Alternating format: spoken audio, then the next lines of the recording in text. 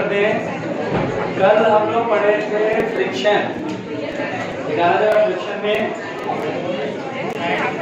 Kinetic friction. अच्छा बेटा please, अब हो गया, जितनी बातचीत थी अब हो गया, बंद करो, पढ़ लेते हैं।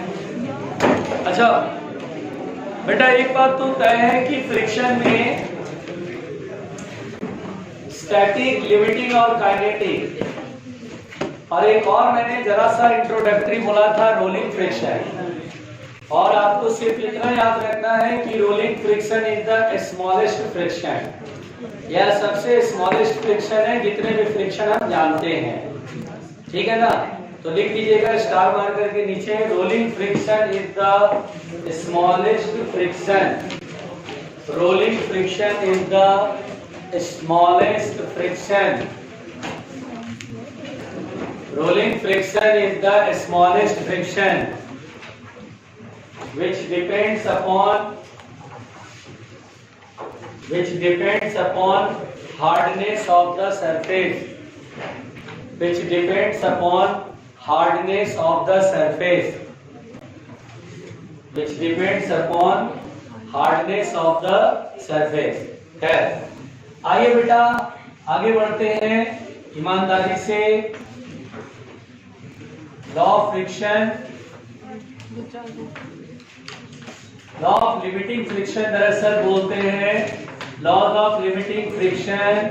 और ये बहुत ही सिंपल है, मेरी बातों को ध्यान से सुनो, है ना, ठीक से सुनोगे तो काम आएगा, चैप्टर आसान लगेगा।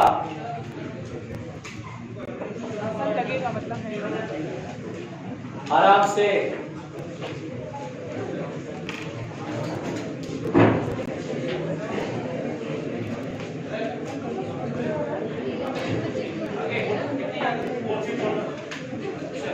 सुनाई नहीं दिया बेटा?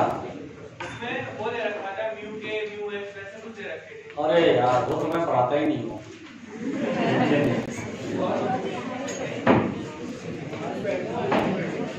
अच्छा ध्यान से सुनिए,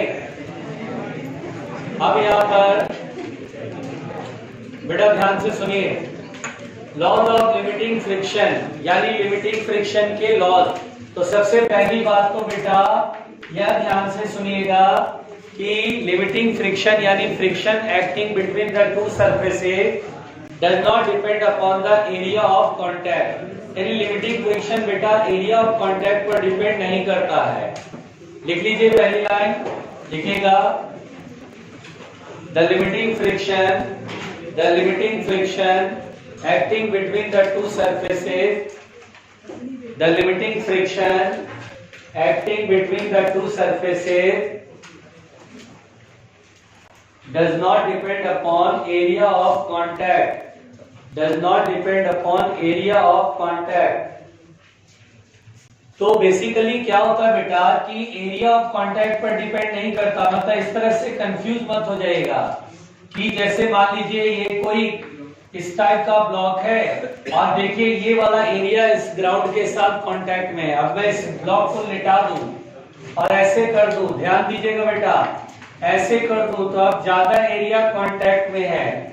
तो इसमें आप ये मत समझिएगा कि एरिया ऑफ कांटेक्ट ज्यादा होने से फ्रिक्शन बढ़ जाता है, ऐसा कुछ नहीं होता है। यहाँ पर लिमिटिंग फ्रिक्शन एरिया और लिमिटिंग बोल रहे हैं तो लिमिटिंग फ्रिक्शन हो गया। अब ऐसा नहीं है कि काइनेटिक के लिए भी एरिया हो, मतलब काइनेटिक लिमिटिंग के लिए बोले कि एरिया ऑफ कांटेक्ट पर डिपेंड नहीं करता है, इस तरह काइनेटिक कर सकता है क्या? तो नहीं, यानी कोई भी type of friction area of contact पर डिपेंड नहीं करता है ना। अगर मैं बोलूं काइनेटिक फ्रिक्शन तो क्या वो एरिया ऑफ कांटेक्ट पर डिपेंड करेगा? तो हमारा आंसर होगा नहीं।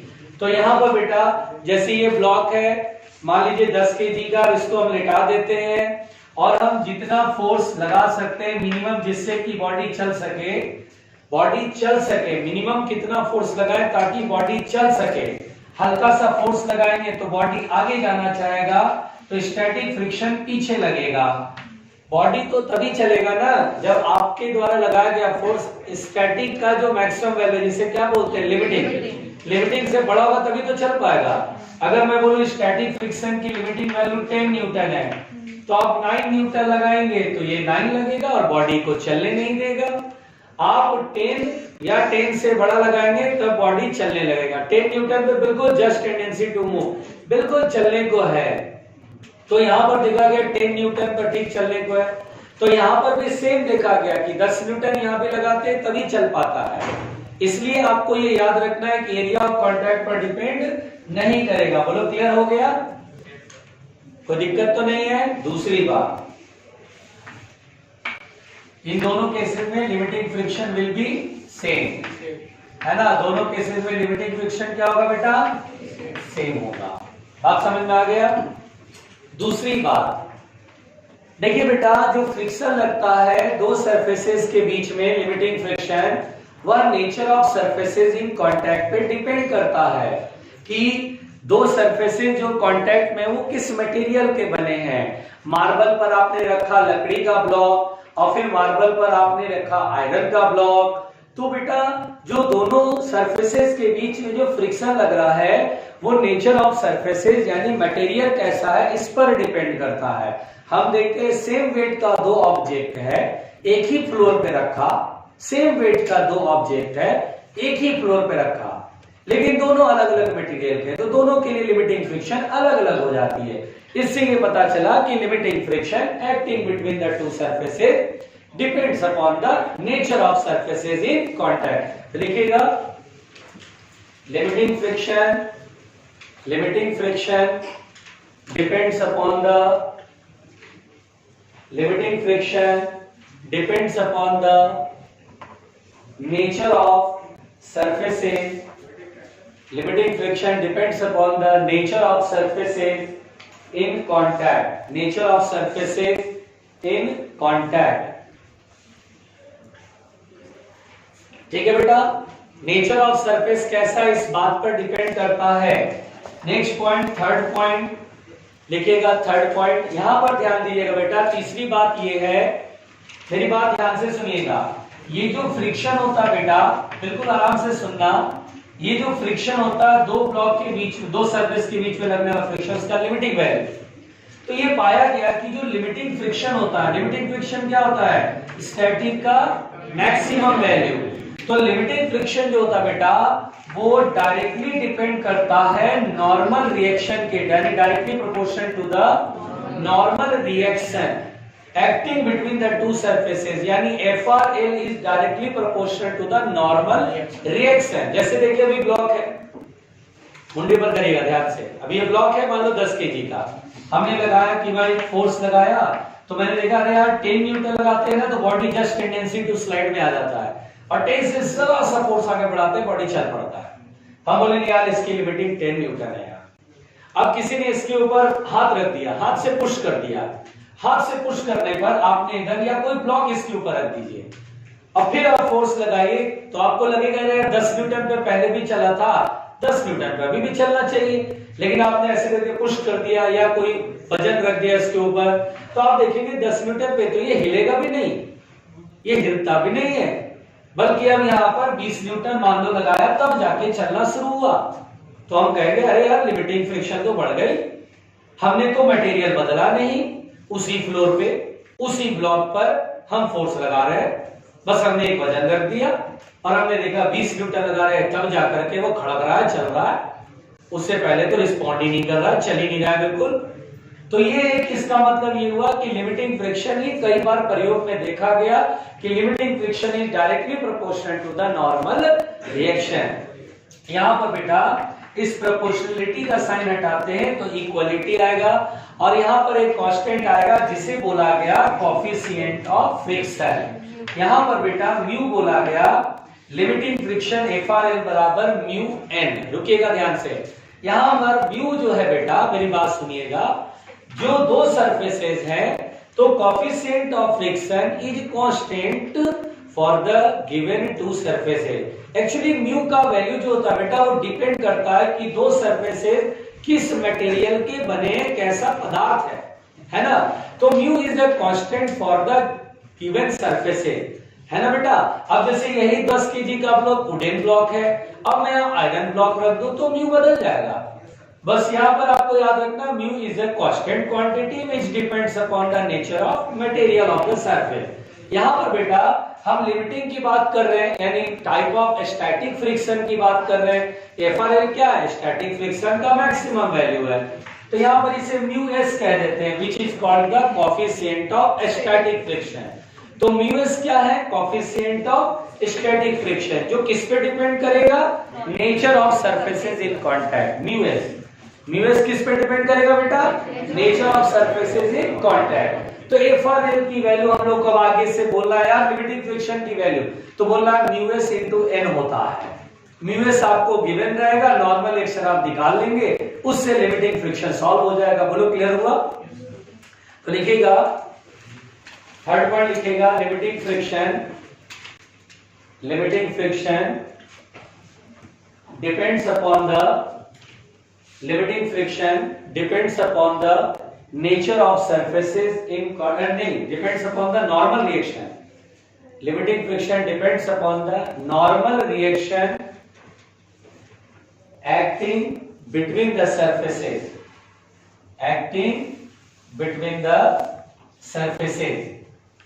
और बेटा ये जो है, ये लाइन लिख लीजिए, FRL बराबर म्यू एस इंटू एन।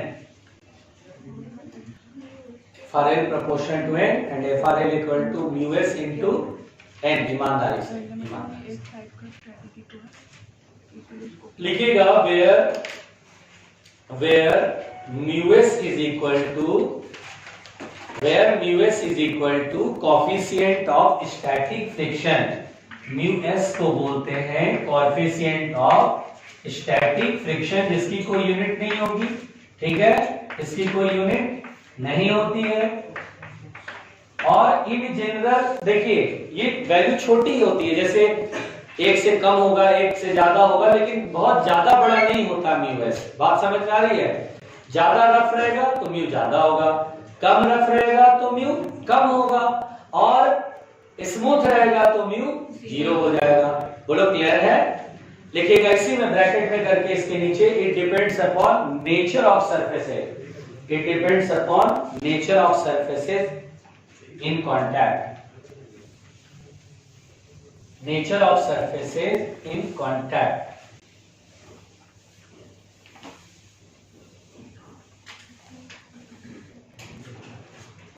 यहां पर बेटा ध्यान दीजिएगा, इसी तरह से अब आप ये समझ चुके हैं कि क्या स्टैटिक फ्रिक्शन हम ये बोल सकते हैं, स्टैटिक फ्रिक्शन की मैक्सिमम वैल्यू होती है म्यू एस इंटू एन और मिनिमम वैल्यू 0 होती है।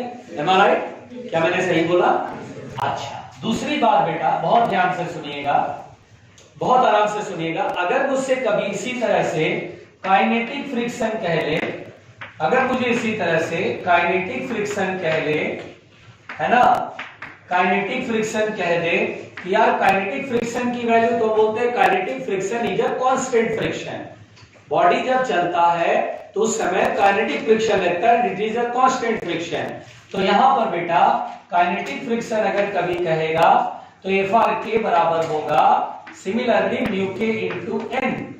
जैसे लिमिटिंग के लिए म्यू एस इंटू एन लिखा था, उसी सेम सरफेस के लिए वही दो सरफेस जब तक रुके हैं तो कोएफिशिएंट ऑफ फ्रिक्शन कुछ अलग होगा, और जब चल पड़ेगा उस सरफेस पर ब्लॉक तो उसी दो सरफेस के लिए कोएफिशिएंट ऑफ काइनेटिक फ्रिक्शन अलग होगा, और म्यू के जो होता है वो छोटा होगा म्यू एस से। ध्यान दीजिएगा, यहाँ पर म्यू के is called coefficient of kinetic friction, coefficient of kinetic friction, आराम से कोएफिशिएंट ऑफ काइनेटिक फ्रिक्शन। और बेटा यहाँ पर ये जो म्यू के का मान होगा वो कोएफिशिएंट ऑफ स्टैटिक फ्रिक्शन से कम होगा, ठीक है। हमेशा काइनेटिक फ्रिक्शन छोटा होता है और लिमिटिंग फ्रिक्शन बड़ा होता है, ये बात बहुत ध्यान देने वाली है। अच्छा बेटा, अगर मैंने कहा एक कार्ट को हॉर्स खींच रहा है, एक कार्ट को ये घोड़ा बना रहे हैं, लेकिन कोशिश बस रहेगा, ठीक है। ये घोड़ा है, ऐसे समझ के चलिएगा, प्लीज दिल पे मत लीजिएगा, आप कहीं गधा बन के जा, ठीक है।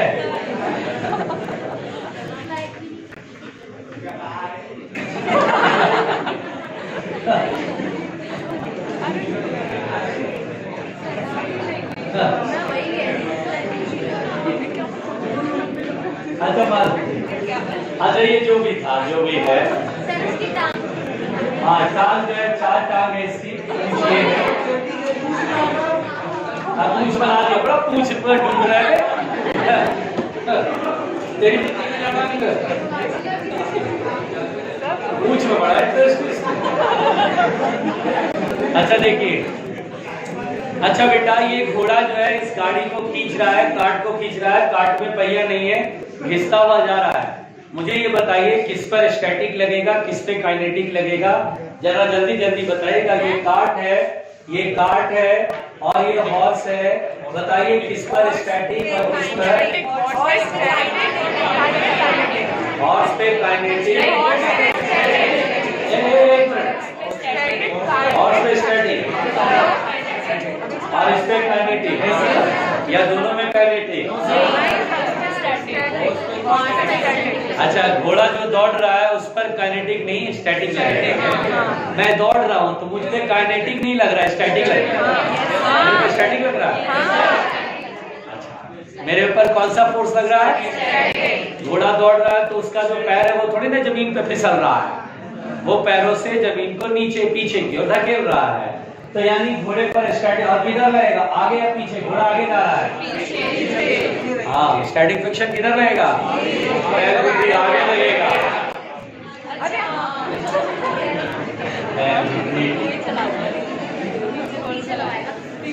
तभी तो आगे जा पाएगा। स्टैटिक फ्रिक्शन बोल रहे पीछे जाएगा, पीछे लगेगा। हम दौड़ रहे ऐसे, बोलो मेरे ऊपर स्टैटिक फ्रिक्शन किधर लग रहा है? आगे। और इस पे काइनेटिक फ्रिक्शन किधर लगेगा? मैं कह रहा हूँ कि घोड़ा एक्सेलरेट कर रहा है, कौन सा वो फोर्स है जो इसे आगे एक्सेलरेट करा रहा है? मैं कह रहा हूँ घोड़ा एक्सेलरेट कर रहा है, स्पीड बढ़ा रहा है, कौन सा वो फोर्स है जिसकी वजह से घोड़ा अपना स्पीड बढ़ा पा रहा है? स्टैटिक वाला। एक मिनट जरा ठीक से सोच समझ के जवाब दीजिए। पहले सवाल सुनिए, वो कौन सा फोर्स है जिसकी वजह से घोड़ा अपनी स्पीड बढ़ा पा रहा है, एक्सेलरेट हो रहा है? Please tell me. ये वो स्टैटिक फ्रिक्शन है जो घोड़े पे आगे लग रहा है। इसी फोर्स को की वजह से घोड़ा आगे की तरफ अपनी स्पीड बढ़ा पा रहा है, और तेज स्पीड बढ़ाने के लिए घोड़ा और तेजी से जमीन को पीछे धकेलेगा और टेंडेंसी बढ़ाएगा पैर को फिसलने की, तो स्टैटिक की वैल्यू और बढ़ जाएगी। इससे घोड़ा अपनी स्पीड को बढ़ाता जा रहा है। कभी आप रेस जो होता है, दौड़ने वाला जो कंपटीशन होता है, एथलेटिक कंपटीशन, उसमें आप जरा कभी देखना, जो रेस स्टार्ट होती है तो आदमी पहले ऐसे बैठा रहता है, देखे हैं? अच्छा वो बकायदा जमीन में ना गड्ढा खोदता, उसको एक छोटा सा कुल्हाड़ी दिया जाता है, छोटा सा खुरपी दिया जाता है, वो लेके चलता है एथलीट। जैसी जमीन में आता पहले गड्ढा खोदता है, आपने नहीं देखा, वो गड्ढा खोदता है, उसके बाद उसमें पैर फंसाता है पीछे वाला, ठीक है, पैर फंसाता है, उसके बाद वो बैठता है ऐसे, दोनों हाथ केवल ऐसे बैठता है, और जैसे ही बोलता है रेडी तो अपना ये जो है ना कवर इसके ऊपर की तरफ उठाता है और रेडी पोजीशन में आता है। कभी देखा नहीं? रेडी मोड में आना बिल्कुल। हाँ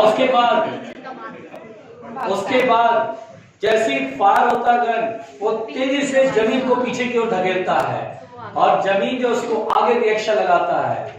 और दौड़ते समय क्या होता है, एथलीट को कभी दौड़ते हुए एथलीट की फोटो देखना, वो आगे क्यों झुका रहता है कि पीछे क्यों झुका रहता है? आगे क्यों झुकेगा? क्यों? जिससे पैर हमेशा पीछे की ओर फिसलने की टेंडेंसी कर सके, ताकि फ्रिक्शन स्टैटिक लगे, और static is a self adjustable. जितना फिसलने की टेंडेंसी ज्यादा लगाएगा उतना ही स्टैटिक फ्रिक्शन ज्यादा लगेगा, स्पीड उतना ही तेज बढ़ेगा। बोलो क्लियर? इसीलिए एथलेटिक्स केवल दौड़ने से काम नहीं होता, इसमें टेक्निक्स होते हैं कि आप अपने बॉडी पोस्चर को कितने एंगल पे आगे की तरफ झुकाएं। ये सब ट्रेनिंग में बोला जाता है कि झुकोगे बेटा तो स्टैटिक थोड़ा बढ़िया लगेगा तमीज से, और आगे बहुत अच्छा जाओगे। बेटा चाहो तो जो बनाना है बनाओ, जो आपको बनाना है बनाओ। इधर बिठा दो क्या?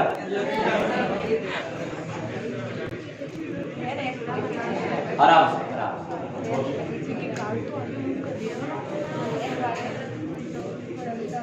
हो गया तुम लोग का? बोलो। एफ आर के काइनेटिक है। एफ आर के क्यों लग रहा है पीछे? पीछे ही लगेगा ना। अरे यार, ग्राउंड के रिस्पेक्ट में कार्ट आगे घिस रहा है तो फ्रिक्शन पीछे ही लगेगा ना इस कार्ट पे। घोड़ा भी तो आगे जा रहा है, फ्रिक्शन आगे। हाँ तो घोड़ा आगे जा रहा है, घोड़ा जा आगे रहा लेकिन पैर से पीछे की ओर। दोनों में कंफ्यूजन हो गया ना। कार्ट के पैर होते तो उस पे आगे। हाँ बिल्कुल सही बात है। ऐसे कर साइकिल के पहिए में बैठा। लिख लिया बेटा?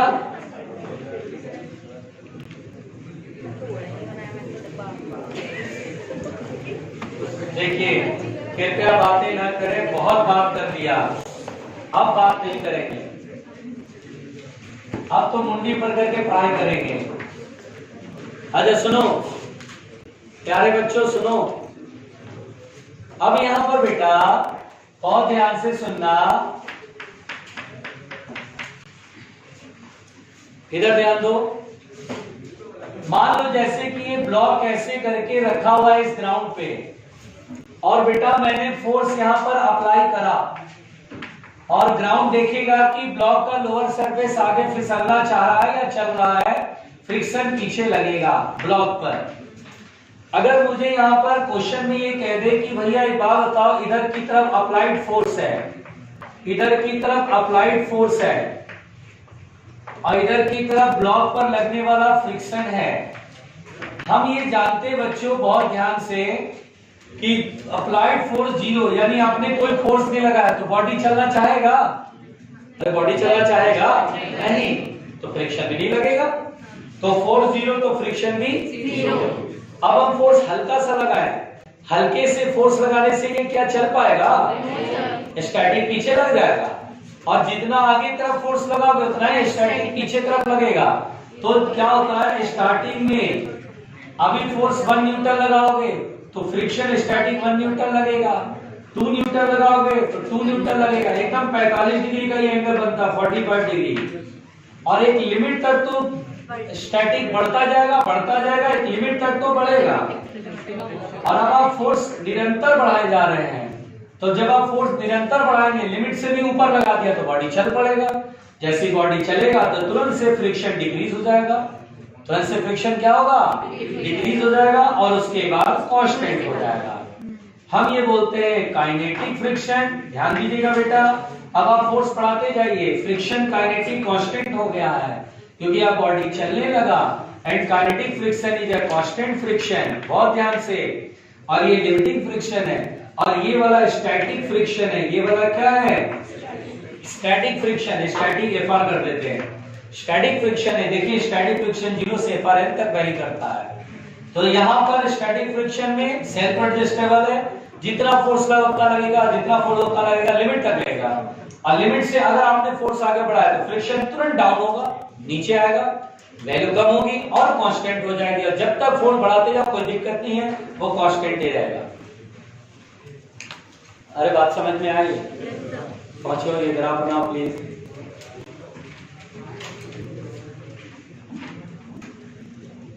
सब कुछ व्यर्थ है, शायद आपको पता होगा।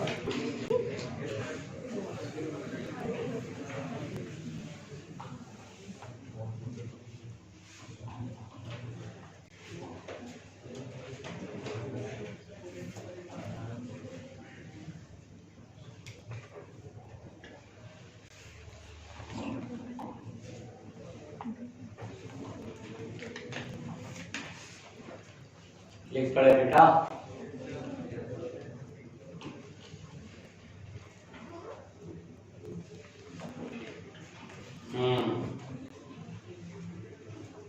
आओ बिठाएं, आओ।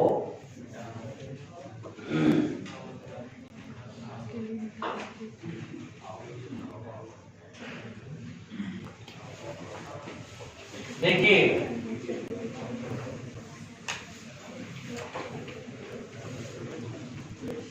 इधर मैं इधर हूं भाई। अच्छा अगर मान लीजिए इस तरह का प्रश्न है बेटा कि एक ब्लॉक है, सुनिएगा बिल्कुल ध्यान से प्लीज। एक ब्लॉक है अब यहाँ पे ये ग्राउंड पे है, अब मैंने इसको धक्का दे दिया v0 या v स्पीड से, तो ये चलने लगा, जैसे जोर से धक्का दे दिया, इंपल्स लगा दिया, लात मार दिया, तो v स्पीड आ गया, अब ये चलेगा आगे।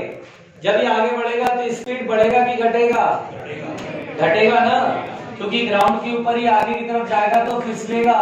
तो यहाँ पर हम बोलेंगे सर काइनेटिक लगेगा, जिसकी वजह से इसमें फोर्स पीछे लग रहा है, एक्सेलरेशन भी पीछे होगा। mg नॉर्मल बैलेंस है, उसकी कोई टेंशन नहीं है।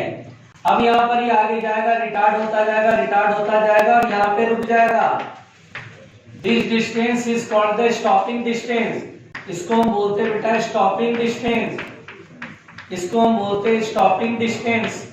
बहुत आराम से सुनिएगा, अगर मुझसे स्टॉपिंग डिस्टेंस कहेगा कि सॉल्व करिए, तो देखिए पहले क्या करेंगे, हम एक्सेलरेशन निकालेंगे। ये ब्लॉक घिसता चला जा रहा है, mg नॉर्मल बैलेंस है, हॉरिजॉन्टल डायरेक्शन में पीछे की तरफ काइनेटिक फ्रिक्शन लग रहा है, यही वह फोर्स है जिसकी वजह से एक्सेलरेशन है। तो न्यूटन सेकंड लॉ से फोर्स बराबर mass into acceleration, kinetic friction होगा म्यू के इनटू नॉर्मल रिएक्शन बराबर ma। नॉर्मल रिएक्शन यहाँ पर देखिए, नॉर्मल ऊपर लग रहा है और वेट नीचे लग रहा है, तो नॉर्मल यहाँ पर वेट के बराबर है, जितना एक्शन उतना ही रिएक्शन लग रहा है। यहाँ n की वैल्यू mg के बराबर है, लेकिन ध्यान रखिए हमेशा n mg के बराबर नहीं होता है, वो यहाँ पर ऐसा है तो n बराबर mg लग रहा है, तो a बराबर होगा म्यू के जी। अब यहाँ पर बेटा अगर मुझे ये डिस्टेंस निकालना है तो हम ये देख रहे हैं कि एक्सेलरेशन कांस्टेंट है, क्योंकि म्यू के कांस्टेंट है। देखिए दो सरफेसेस के बीच में coefficient of kinetic friction mu के है, तो a बराबर म्यू के जी। अब यहाँ से यहाँ तक स्टॉपिंग डिस्टेंस, स्टॉपिंग डिस्टेंस के लिए बेटा third equation of motion v square equal to u square minus 2as, final speed 0, initial speed v square minus 2a की जगह म्यू के जी इनटू s। तो हम उठा के इसको इधर लाएंगे तो s बराबर फाइनली आ जाएगा v square upon 2 mu k g. So this is the stopping distance. यानी बेटा अगर किसी बॉडी को v स्पीड से rough horizontal surface, this is horizontal and rough horizontal surface पे v स्पीड से धक्का दे दिया, तो हमसे सवाल पूछा जाता कितने डिस्टेंस के बाद ये जो है रुकेगा, that is called stopping distance को आप फाइंड करें। बोलो क्लियर? पांचों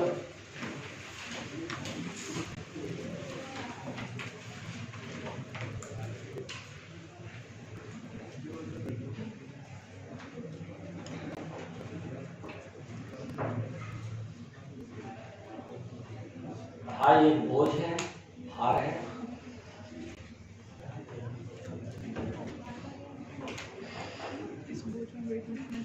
हाँ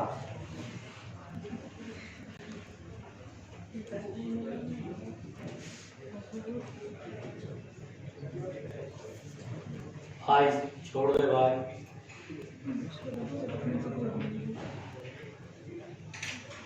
आओ मिटाएं, अभी कहाँ मिटाएं, तो आओ मिटाए बोल रहे हैं। तुम लोग इधर, उधर कहाँ, इधर बैग को इधर, बैग को इधर थोड़ा सा ना इधर की साइड आओ, क्योंकि मैं लिखूंगा तो कहाँ दिखता है।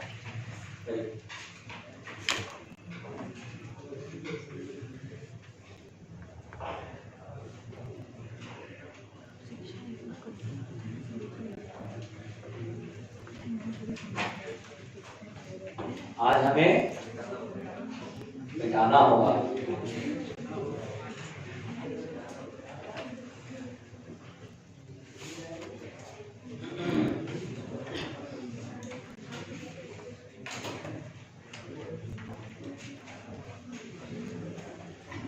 मिटाए बच्चों,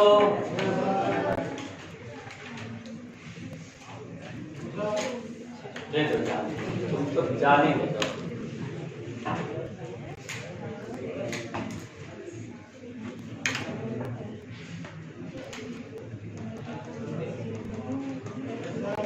हो गया?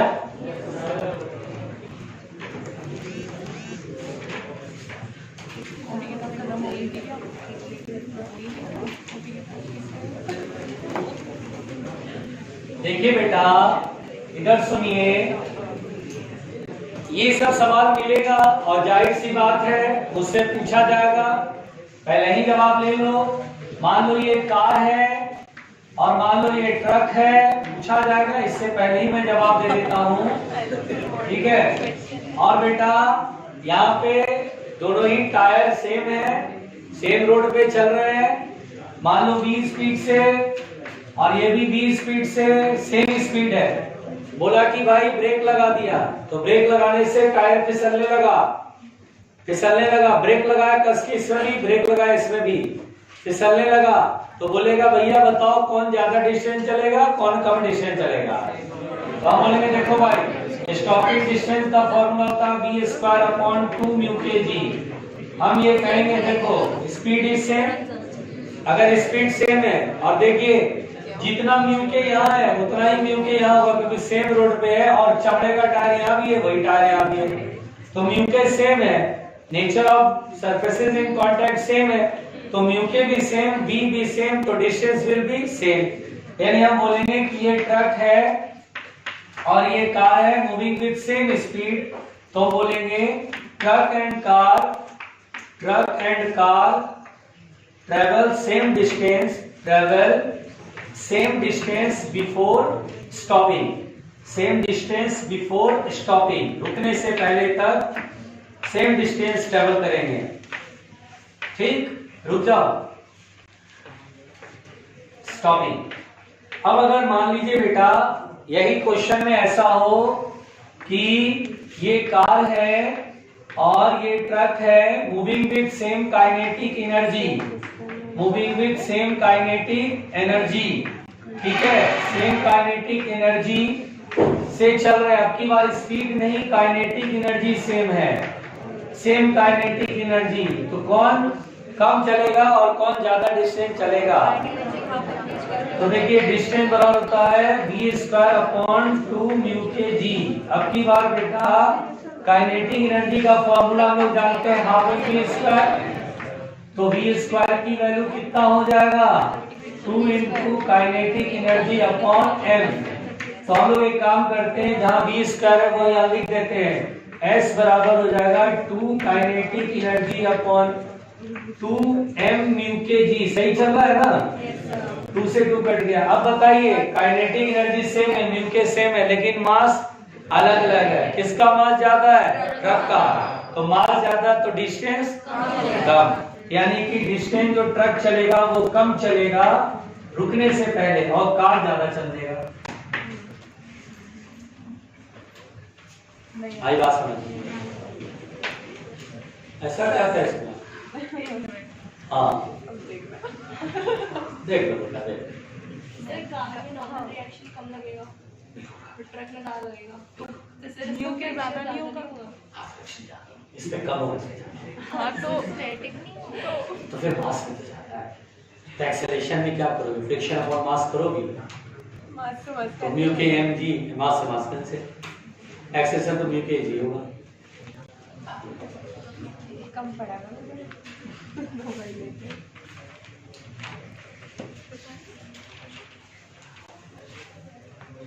हार्मोला का वो एक डब्बा, लेकिन एक भी हम कॉन्सेप्ट करा तो हार्मोला पहले खा लिया,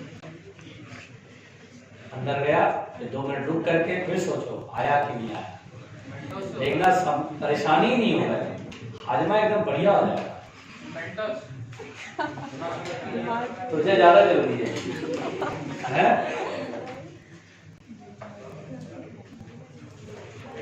समझे बेटा?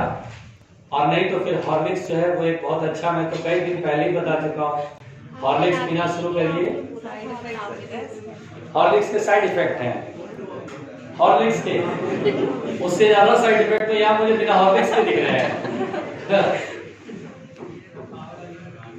आराम से आराम से। आपने बोला था गलती से हमने बोला था, अरे हम नहीं बोलेंगे भाई, मेरी नौकरी चली जाएगी, दिमाग खराब रखता। एक तो इस कोरोना पीरियड में लोगों को नौकरियां नहीं मिल रही, मुझे नौकरी मिली है, मैं उसके साथ खिलवाड़ करूं।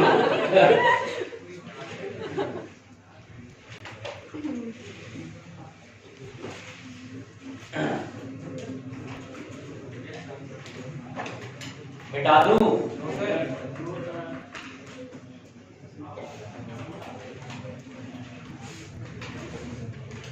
इधर बिठाऊं?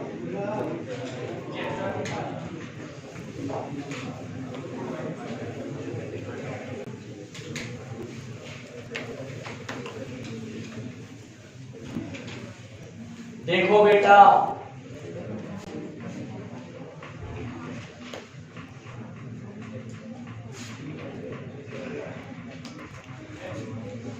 बिठाए इधर की साइड।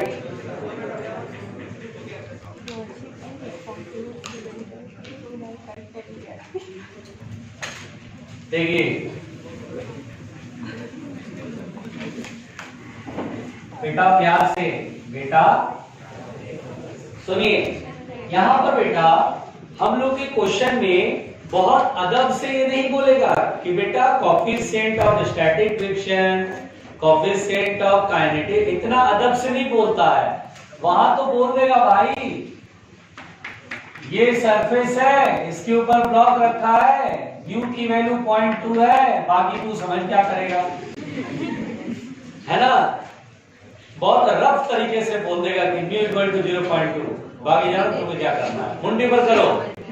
अब हमें अपनी बुद्धिमत्ता का इस्तेमाल करना है ना, हमें अपनी बुद्धिमत्ता, यानी हमारे अंदर कितना बुद्धिज्म है, मतलब कितना इंटेलिजेंसी, हाँ, हम कितने इंटेलिजेंट है इस पर डिपेंड करेगा। अगर मान लो कहेगा बॉडी रेस्ट में है, सुनो ध्यान से बेटा, बॉडी रेस्ट में है और फिर हम फोर्स लगा रहे हैं, और अगर क्वेश्चन बोले बॉडी चलेगा कि नहीं चलेगा, तो बोलेंगे अच्छा रेस्ट में है, म्यू की वैल्यू म्यू एस समझेंगे।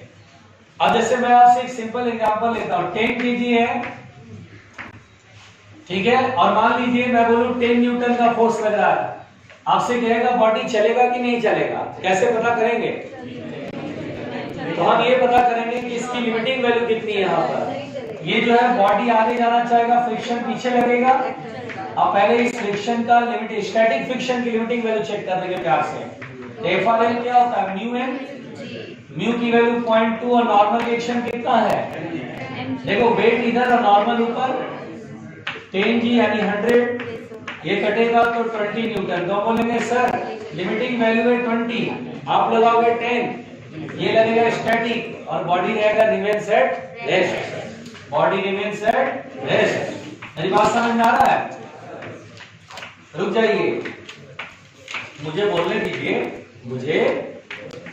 दीजिए, अच्छा बेटा जैसे मान लो, मुंडी पर करो, इधर देखो, मान लो जैसे कि लेट अस सपोज ये गाड़ी है और ये मान लीजिए एक्सेलरेट हो रहा है और इसके आगे वाले हिस्से से ब्लॉक चिपक के जा रहा है और ये ब्लॉक गिर नहीं पा रहा है, ब्लॉक चिपका हुआ और एकदम चला जा रहा है साथ साथ, एक्सेलेरेशन ये है। यहाँ दो सरफेस कांटेक्ट में इसका कोएफिशिएंट ऑफ फ्रिक्शन म्यू है, तो कहेगा कि minimum acceleration, so that minimum acceleration यानी बेटा minimum acceleration of card, so that block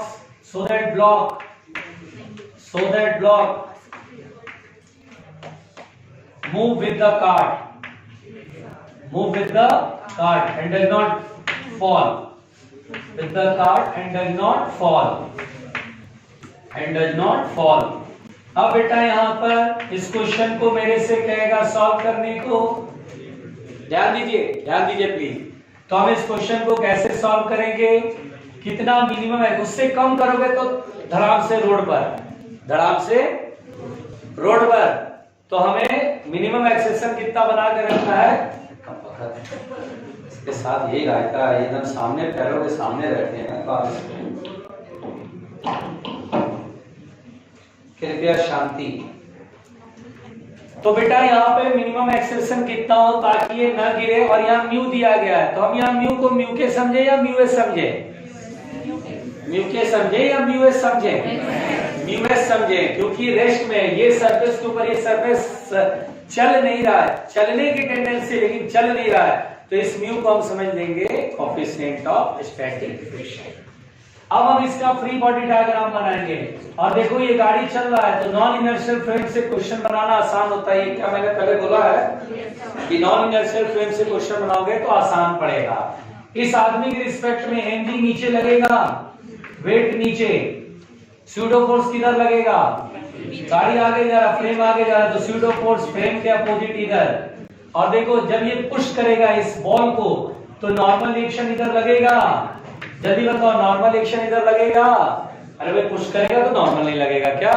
और देखो ये नीचे फिसलना चाहेगा तो फ्रिक्शन किधर रहेगा, तो बोले सर ये वाला बॉल को लगेगा कि ये वाला ब्लॉक का सरफेस नीचे जाना चाह रहा है, फ्रिक्शन ऊपर लगेगा।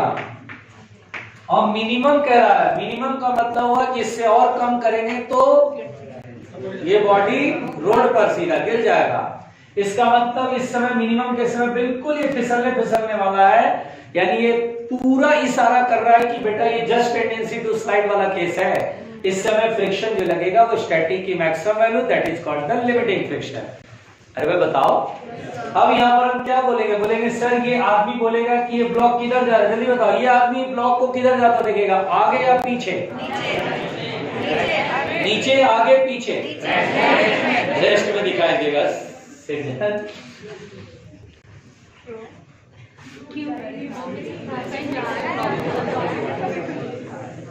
हाँ जा जा जा, जा। अरे कोई बात नहीं जा। कितने लोगों को लगता है कि ये रेस्ट में रहेगा, जरा हाथ उठाना। चलती हुई गाड़ी है बेटा,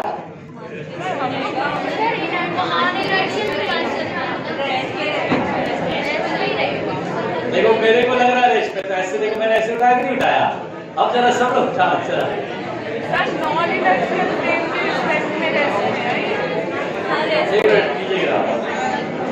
सीधी तुमको नहीं लगा।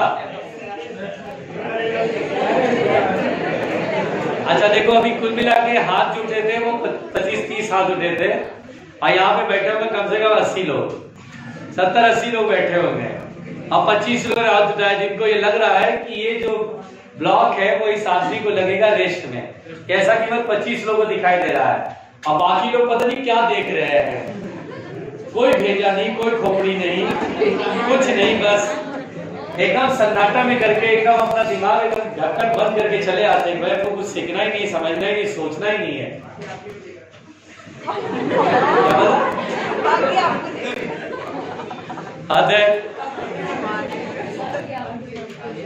मतलब हमसे उम्मीद कर दो कि सर ही कुछ बताएंगे तब फिर उसके बाद कुछ हो पाएगा मेरा, मतलब मेरा तो अपना कोई दिमाग ही नहीं है। अगर मैं बोल दूं कि बॉडी इस आदमी को लगेगा चलता हुआ, तो हाँ चलता हुआ रहेगा। भाई मेरे आश्रय मत रहना, रास्ता फैल जाएगा, क्योंकि इस युद्ध में आपको अपना तरीका ढूंढना पड़ेगा और अपना दिमाग चलाना पड़ेगा। वही तो नहीं है, अब बहुतों के पास नहीं है। कहता हूं बेटा कुछ तो करो, हॉर्लिक्स पियो। चलो ध्यान से सुनो प्यारे पहलो, इतना सिंपल सा क्वेश्चन पूछा कि सर बेटा इस आदमी के रिस्पेक्ट में ब्लॉक तो रेस्ट में नजर आएगा सर। अरे भाई ये चौक है, ये ऐसे चल रहा था, ऐसे जब चल रहा था तो मैं साथ साथ दौड़ रहा था। अरे तो रुका हुआ है भाई, मैं गाड़ी के अंदर वो साथ साथ जा रहा हूँ, मुझे ये रुका हुआ नजर आएगा। ठीक है, बैल बुद्धि इतना भी नहीं होना चाहिए। देखिए जितना फोर्स आगे उतना बहुत पीछे, ये इक्विलिब्रियम में देखेगा, इसको किसमें देखेगा, इक्विलिब्रियम। ये वही लोग हैं जो लिफ्ट में एक आदमी दूसरे आदमी बोलता है तो ऊपर जा रहे हैं, ये वही लोग हैं। ये वही लोग हैं, ये वही लोग हैं, यार यही लोग बोल रहे हैं कि अच्छा रेस में तो हमें पता ही नहीं चल रहा है, एम बराबर एम ए। तो जितना फोर्स आगे उतना फोर्स पीछे, ये पहला इक्वेशन। और दूसरा जितना फोर्स ऊपर उतना फोर्स नीचे। लिमिटिंग फ्रिक्शन क्या होगा, किसके इक्वल होगा, mg। और एक बात और बताओ बेटा, क्या लिमिटिंग फ्रिक्शन हम लोग पढ़ चुके हैं, म्यू एन। म्यू मतलब कोएफिशिएंट ऑफ स्टैटिक वाला म्यू, और नॉर्मल एक्शन कितना मेरे पास, ma। तो म्यू ma बराबर mg, m से m कट गया, a बराबर g बाय म्यू। ये मिनिमम एक्सेलरेशन होना चाहिए, इससे बड़ा रहेगा बहुत अच्छा रहेगा, बिल्कुल भी फिसलना नहीं चाहेगा। इतना तक तो रुका रहेगा, फिसलेगा नहीं। कम करोगे तो सीधा रोड पर धड़ाम। लिखो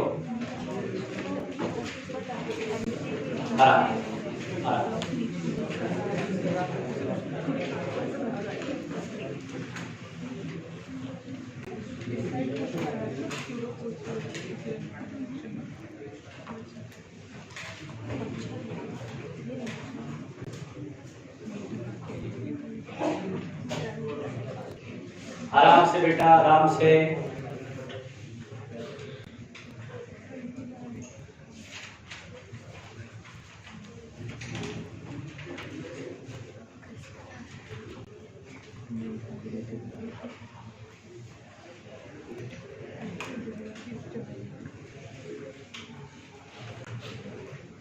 आओ बिठाएं।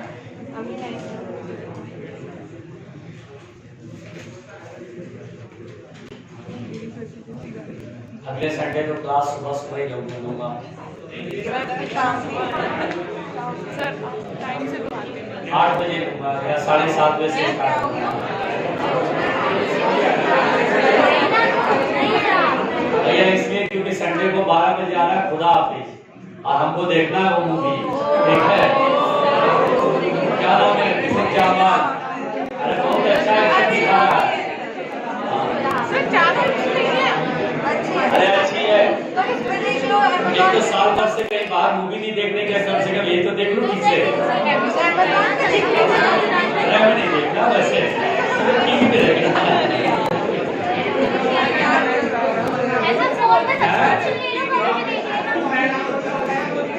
खुदा हाफिज।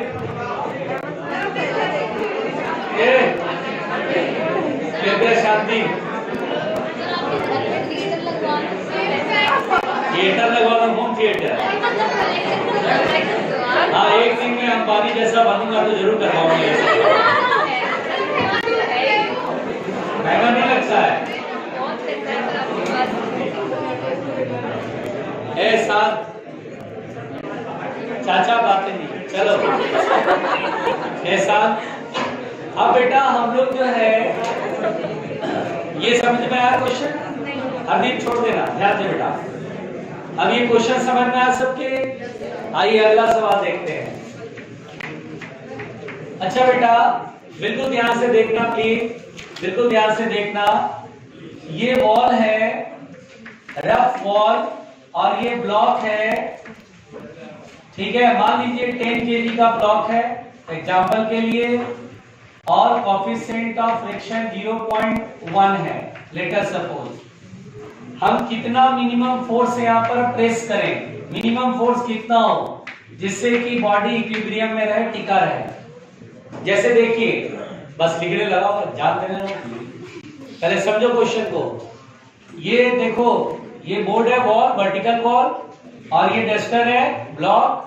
अब मैं कितना मिनिमम फोर्स लगाऊं ताकि यहाँ टिका रहे। जैसे मैं फोर्स कम करता हूँ देखो गिरने लगा, तो यहाँ पर बेटा मैं कितने मिनिमम फोर्स से पुश करूं इस ब्लॉक को, ऐसे परपेंडिकुलरली ऐसे, जिससे कि यहाँ टिका रहे, है ना, मिनिमम फोर्स। तो चलिए 1000 न्यूटन। चलिए देखते हैं, फ्री बॉडी डायग्राम बनाएंगे। 10 kg का वेट नीचे की ओर कितना रहेगा, 10 g। अच्छा सुनिए सुनिए पहले। अच्छा जब आप ऐसे पुश करेंगे तो ये वॉल को पुश करेगा, तो वॉल का नॉर्मल एक्शन ऐसे लगेगा। बोलो क्लियर? अब यहाँ पर बेटा ये बॉडी नीचे जाना चाहेगा तो वॉल क्या बोलेगा, फ्रिक्शन ऊपर लगेगा। अब बिल्कुल फिसलने को है तो लिमिटिंग, क्योंकि बिल्कुल मिनिमम लगा रहा है, इससे कम लगा है तो बॉडी नीचे फिसलने लगता है। यानी बिल्कुल चलने को है, जस्ट टेंडेंसी टू मूव, तो लिमिटिंग फ्रिक्शन। अब यहाँ पर बेटा ध्यान दीजिएगा, यहां पर जितना फोर्स इधर उतना फोर्स इधर, क्या m की वैल्यू f मिनिमम की इक्वल होएगा? बिल्कुल होगा सर। और जितना फोर्स ऊपर उतना फोर्स नीचे, FRL की वैल्यू किसकी इक्वल होगा, जल्दी बताओ? 10 g के इक्वल होगा। ठीक है, और FRL हम जानते हैं limiting friction mu into n होता है। म्यू कितना है, 0.1, और नॉर्मल फ्रिक्शन वही f है, बराबर 10 g दैट इज 100। F बराबर होगा 10/0.1, नीचे डिवाइड बाय 0.1, ये 10 ऊपर आ जाएगा, यानी जो फोर्स होगा वो कितना होगा, 1000 न्यूटन। आप 1000 न्यूटन का फोर्स मिनिमम लगाएंगे तो ये ब्लॉक वहां टिका रहेगा, कम करेंगे तो ये ब्लॉक नीचे फिसलने लगेगा। बोलो आया? पहुंचो।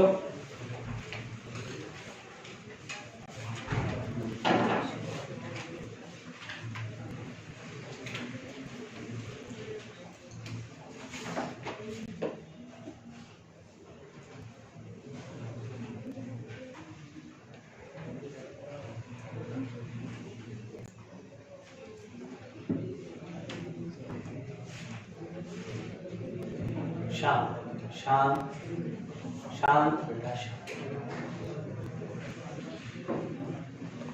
हो गया?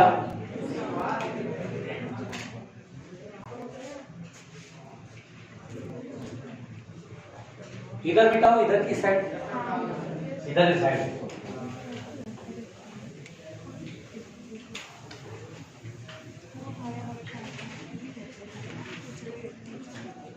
देखिएगा बेटा, ये हादसा हो चुका है। इसमें क्या हुआ कि इस सवाल को मैं एक बार बैच के अंदर समझा दिया, शायद नहीं समझाया था, डाउट में कराया था, बुकलेट में कराया, मिला, मैंने बता दिया। फिर पता चला कि 3, 4, 5 दिन तक घूम घूम करके बाहर मुझसे पूछा गया, 2 आया, फिर उधर से 2 आया, कई बार मैंने बताया, फिर जाके अंततः मैंने फिर दोबारा क्लास के अंदर कराया, तब जाके के भीड़ रुक पाई, जनता रुक पाई। अच्छा, ये कहानी है। इसलिए मैंने तब से यह प्रण लिया कि मैं थ्योरी के अंदर ही इसे समझा दिया करूंगा कि ऐसा सवाल आया तो मैं आपको एक ही शब्द बोलूंगा, बेटा थ्योरी पढ़ा नहीं, जाओ पढ़ के आना, इससे मेरा काम चल जाएगा। अच्छी मैंने गोली तैयार करी इसमें। देखिए बेटा, यहाँ पर ये ब्लॉक है M1 और ये ब्लॉक है M2। बिल्कुल ध्यान से देखना, M1 और M2 दो ब्लॉक है और यहाँ पर बीच में एक्सप्लोजन पाउडर, एक्सप्लोसिव पाउडर भर दिया। ठीक है बेटा, एक्सप्लोसिव पाउडर भर दिया। अच्छा, M1 और सरफेस के बीच में अगर ये M1 घिसता है, चलता है, तो कोएफिशिएंट ऑफ फ्रिक्शन जो यहाँ है वही यहाँ है। ठीक है बेटा, यानी कोएफिशिएंट ऑफ फ्रिक्शन जो यहाँ है वही यहाँ है। ओके, अब अचानक से एक्सप्लोजन हुआ, तो एक्सप्लोजन होने से, विस्फोट होने से, ड्यू टू मोमेंटम कंजर्वेशन, चूंकि ये सिस्टम है, मोमेंटम कंजर्वेशन की वजह से एक इधर जाएगा तो दूसरा इधर जाएगा, है ना। और जाहिर सी बात है, न्यूटन्स लॉ में हम लोग पढ़ चुके हैं, कंजर्वेशन ऑफ मोमेंटम। एक्सप्लोजन वो इंटरनल है, पहले 0 था, मोमेंटम 0 था, तो बाद में भी 0 होना है, यानी जितना मोमेंटम से इधर जाएगा उतने मोमेंटम से इधर जाएगा। तो ये P है, उतना ही मोमेंटम से ये P इधर जाएगा। अब ये कह रहा है कि ये H2 डिस्टेंस जाकर के रुका, अब घिसने लगा यहाँ पर और घिसते घिसते घिसते घिसते रुका, H2 डिस्टेंस ट्रेवल करा, तो H2 is called stopping distance. और ये यहाँ पर इधर की तरफ घिसता गया और यहाँ रुका और ये S1 डिस्टेंस ट्रेवल करा, तो S1 is its stopping distance. तो दोनों स्टॉपिंग डिस्टेंस का रेशियो क्या होगा? तो हम बोलेंगे स्टॉपिंग डिस्टेंस का फॉर्मूला पढ़ा है v²/2 μ kg, पढ़ा है ना। अब म्यू और जी सबके लिए सेम है, 2 भी सेम है। अच्छा, और हम जानते हैं मोमेंटम इक्वल टू होता है मास इनटू वेलोसिटी, तो v बराबर क्या होगा? p/m। यहाँ लिख लो v के जगह p/m, तो p²/m², 2m² म्यू kg। अब हम बोलेंगे कि जितना मोमेंटम सीधा जाएगा उतना ही मोमेंटम सीधा, तो इनिशियली दोनों में मोमेंटम सेम हुआ, म्यू के भी सेम हुआ, जी भी सेम हुआ, और 2 तो कांस्टेंट है ही, तो S इनवर्सली प्रोपोर्शनल टू क्या दिख रहा है? m²। सो हम यहाँ पर बोलेंगे S1/H2 बराबर होगा, S1 ऊपर है तो इसका मास नीचे और M2 ऊपर आ जाएगा, यानी M2/M1 का होल स्क्वायर। बोलो क्लियर हो गया? अब ऐसा सवाल आएगा तो बना लोगे।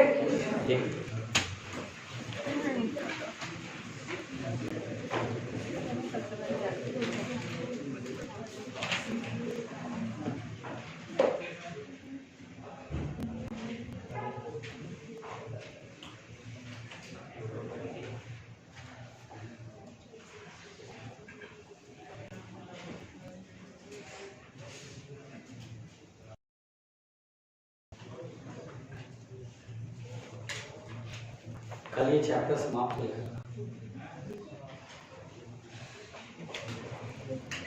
कल ये चैप्टर समाप्त हो जाएगा। तब तक आप बुकलेट जो है बनाना शुरू कर दीजिएगा। एक दिन क्वेश्चन डिस्कशन करेंगे, बस सर्कुलर मोशन स्टार्ट कर देंगे।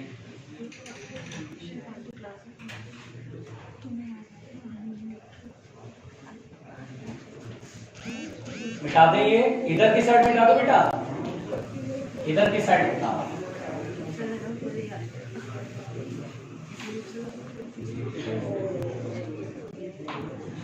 देखिए एंगल ऑफ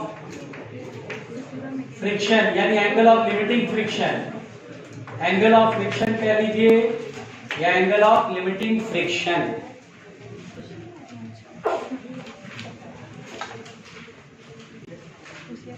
इधर मिटाओ,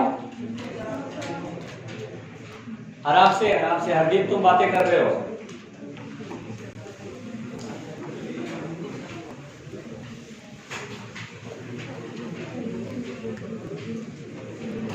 देखिए एंगल ऑफ फ्रिक्शन बेटा ये क्या है जरा ध्यान दीजिएगा।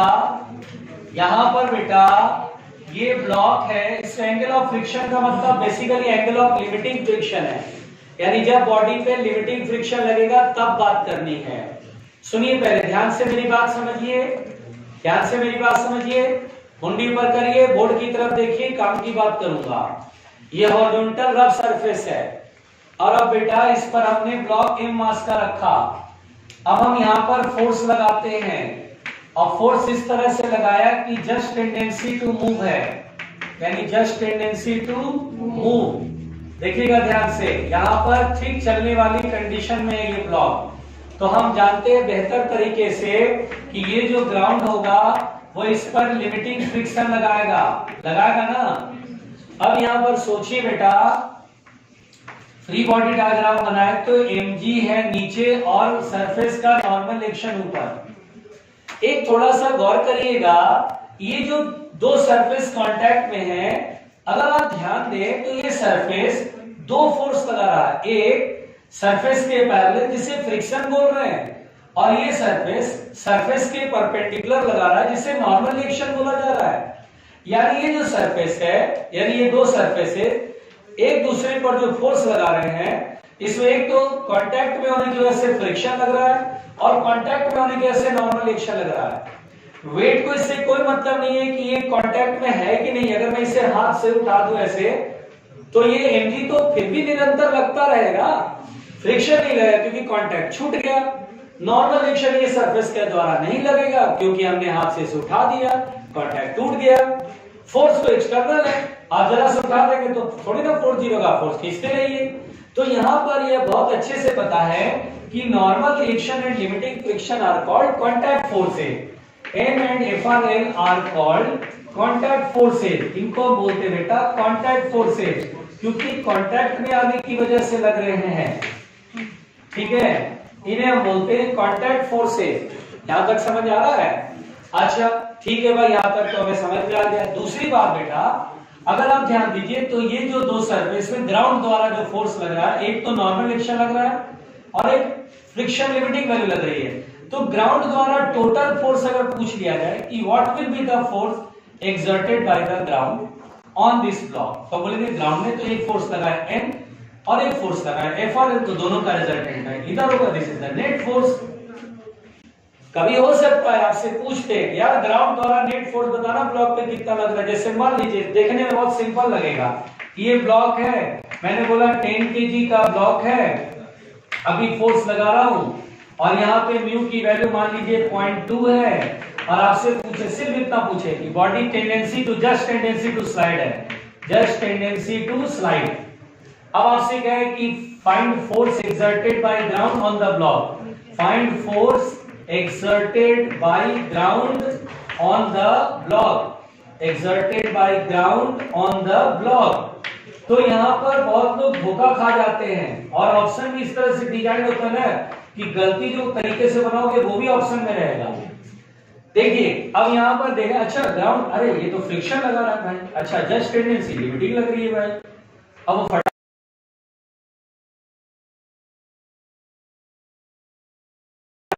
इधर नॉर्मल ऊपर, अच्छा 10 जी है, जी 100 ले लो, 10 ले लो, 100 हो गया, अरे 20 न्यूटन, और ऑप्शन में भी 20 रहेगा, लेकिन ये गलत होगा। क्यों गलत होगा बेटा?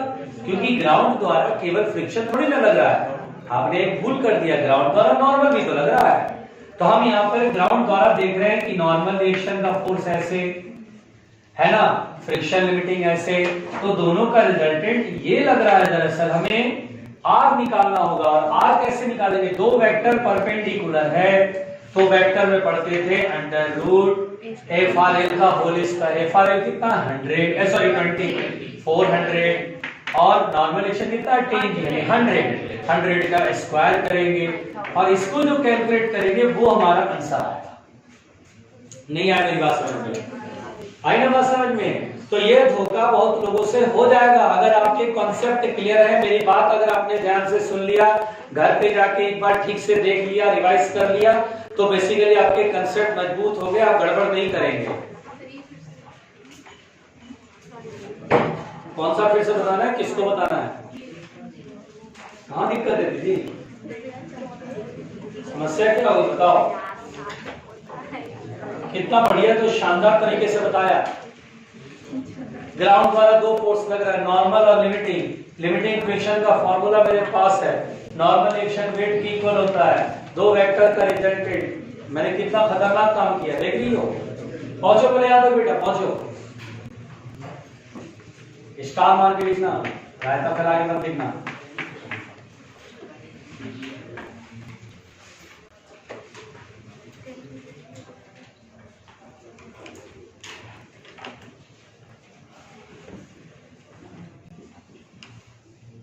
तुम बालक आते हो फिर गायब हो जाते हो दोस्त, फिर 2 दिन आते हो फिर 1 दिन आ जाते हो। तुमसे पूछ रहे हैं। हाँ हाँ हाँ हाँ, तो तुम हाँ ऐसे ही चल रहा तुम्हारा आजकल, तो तुमसे नहीं बात कर पीछे। हाँ ऐसे ही चल रहा तुम्हारा। कल तुम नहीं आए थे ना, परसों? अच्छा, एक दिन छोड़ के आते हो, ठीक है। Contact forces are called contact forces. Called.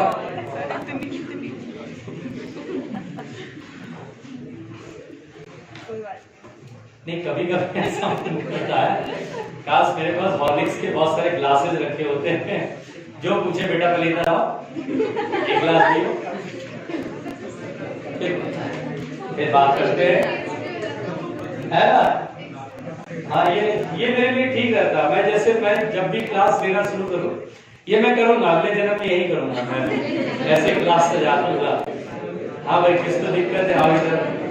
मतलब अगले जन्म में कितनी चीज होनी चाहिए, पता क्या है इधर में क्या?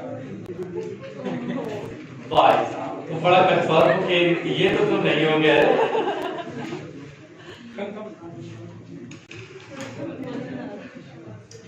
शांत शांत।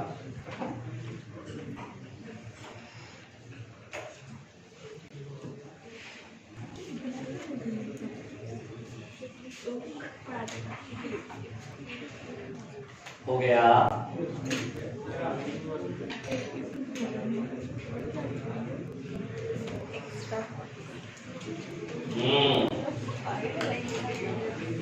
और कोई टेंशन नहीं लेगा, कोई टेंशन नहीं लेगा।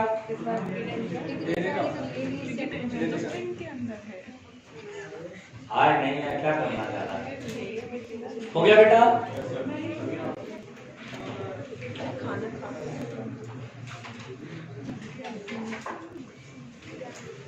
चलो बेटा इधर।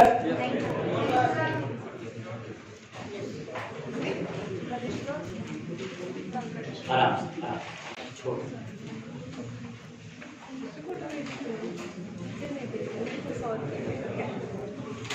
बहुत लिखते हैं यार। शांत शांत। हाँ, मिटा दिया जाए बेटा ये। चलो ध्यान देना, ध्यान देना प्यारे बच्चों। अच्छा बेटा एक बात बताओ मुझे, चलो अच्छा बताओ मेरे को इस केस में ग्राउंड द्वारा नेट फोर्स सॉल्व करना, बताओ क्या करें? Net force exerted by ground, net force exerted by ground. बताओ बेटा बताओ, अरे बताओ बेटा क्या करूं?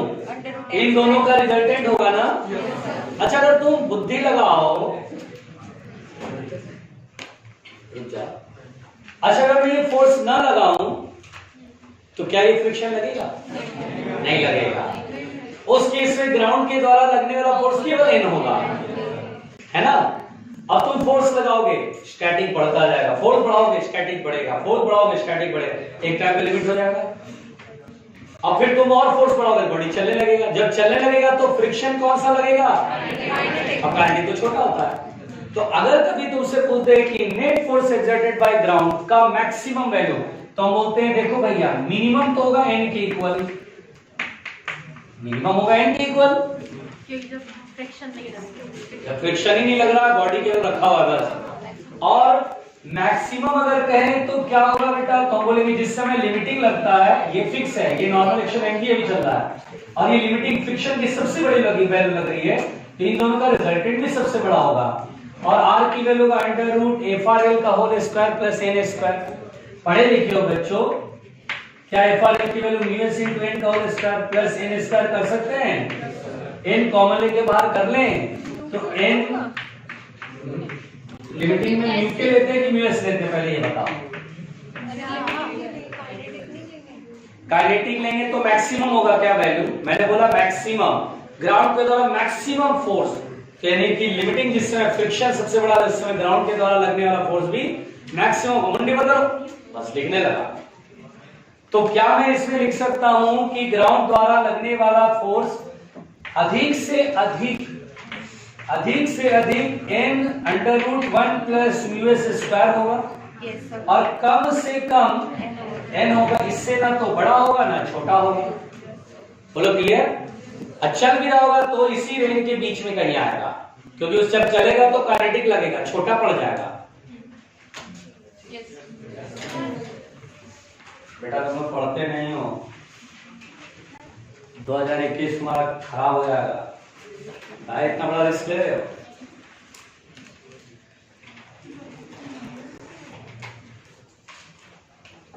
जिसका नहीं होता है उससे पूछो कितना दर्द महसूस होता है ना भाई, बहुत बुरा फील होता है, कितना बढ़िया से लगे लेकिन फिर भी नहीं हुआ।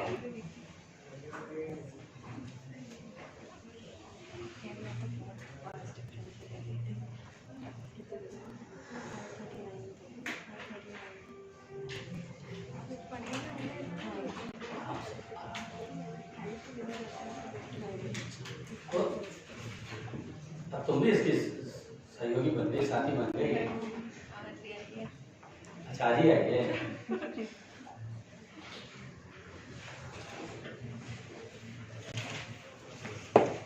जागो जागो ग्राहक जागो।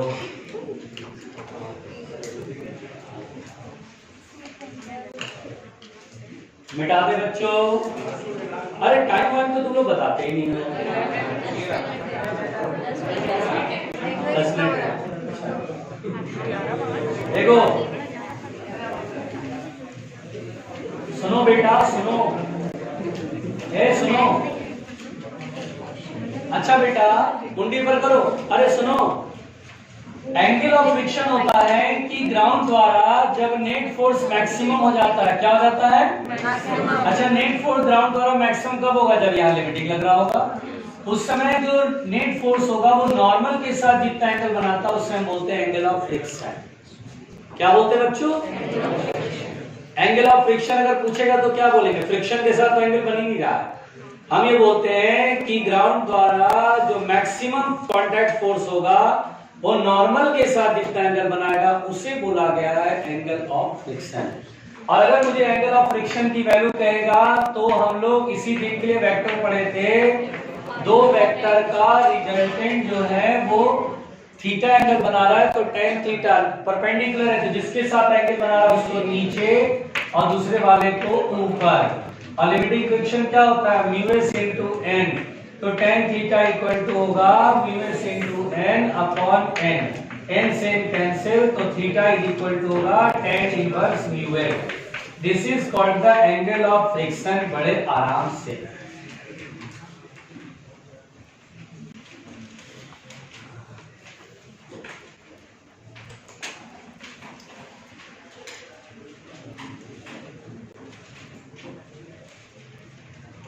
लिख ले।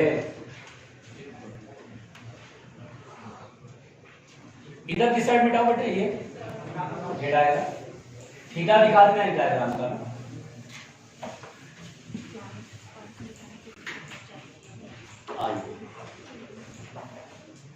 आगे बढ़े। Angle of repose, angle of repose मालूम है किसी को? अच्छा, फॉर्मूला तो सेम है।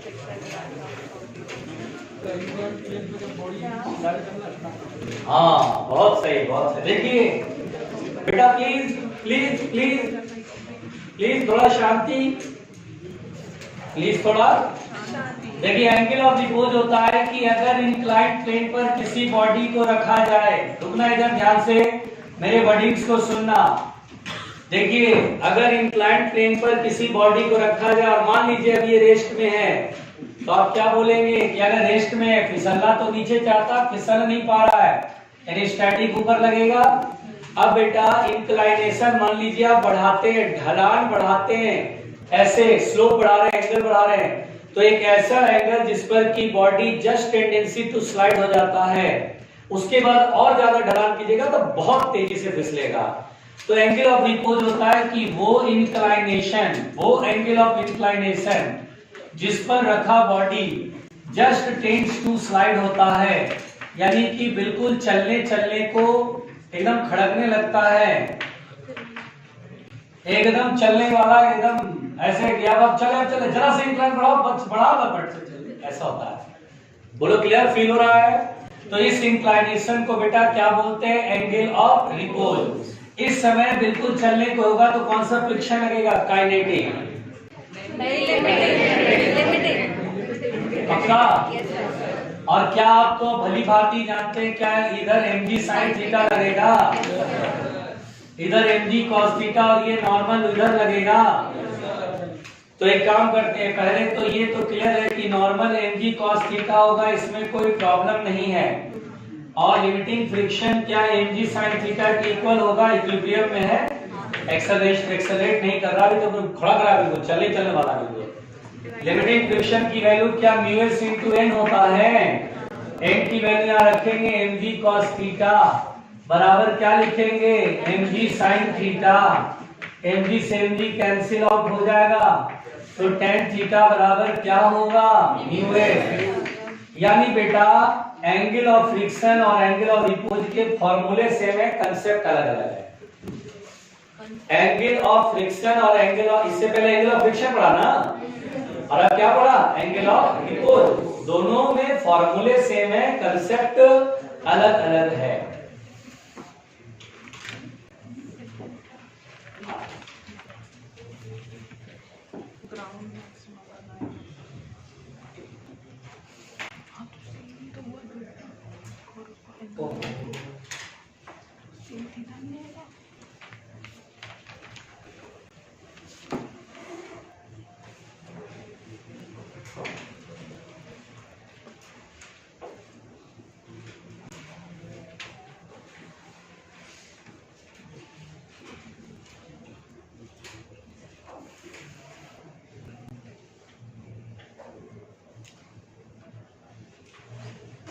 अब हो गया समय, देखना अब हो गया। तुम बेटा पिटो गए,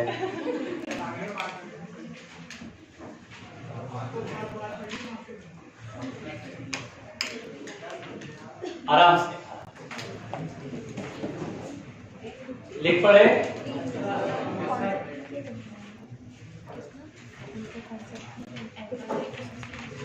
क्वेश्चन आज से बनाना शुरू करिएगा फ्रिक्शन का।